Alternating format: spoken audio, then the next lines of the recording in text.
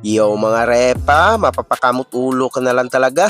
Panoorin nyo to. May bago na naman chika sa NBA at mukhang hindi na laro na basketball ang pinapanood natin. Mukhang teleserye na. Grabing pabor naman kasi ang nakuha ng Oklahoma City Thunder dito sa laban nila kontra San Antonio Spurs. Sabi nga ng marami, parang nakikipag-flirt na to mga referee sa OKC. Ano nga ba ang nangyari? Tara, himayin natin. Tignan nyo muna to. Si Victor Wembanyama, sinalpakan na sa ilalim. Klarong-klaro na hinila ni SJA yung braso niya habang umaatake. Pero ano ang tawag? Wala. Nga mga repa, ganyan ba talaga kapisikal kapag sa kabila ang umaatake? Pero kapag galing sa kabila, iba ang usapan. Si Julian Chapagne, kunting dikit lang kay SJA sa agawan ng bola, tinawagan agad ng loose ball foul. Lugi naman, di ba? Kung ganyan lang din naman kahigpit ang tawag, baka si Ludert, first quarter pa lang napatalsik na sa laro. At eto pa matindi mga repa, si Jason McCain, sadyang siniko si Harper sa muka. Kahit si Reggie Miller at Jamal Crawford na nagkokomentaryo, napatanong din kung nasaan ang foul. Walang tawag, pero tignan nyo to.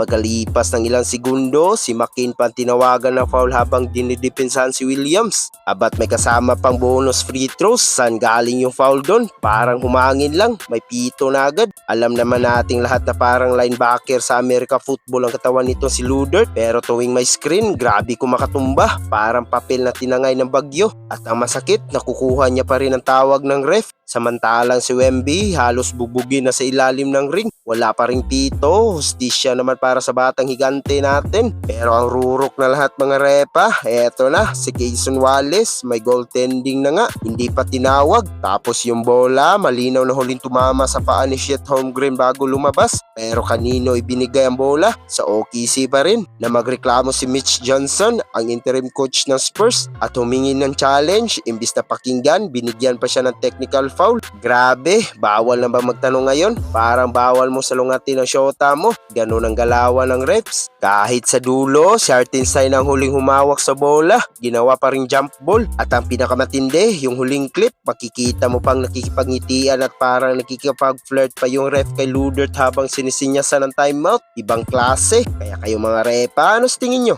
Talaga pinagbigyan ng mga ref ang OKC dito sa Game 5 o sadyang malas lang talaga ang Spurs sa mga tawag? Comment nyo naman ang reaction nyo sa baba. Huwag nyo rin kalimutan mag-like at subscribe para lagi ko yung update sa mga kwentuhan basketball. Hanggang sa muli, peace out!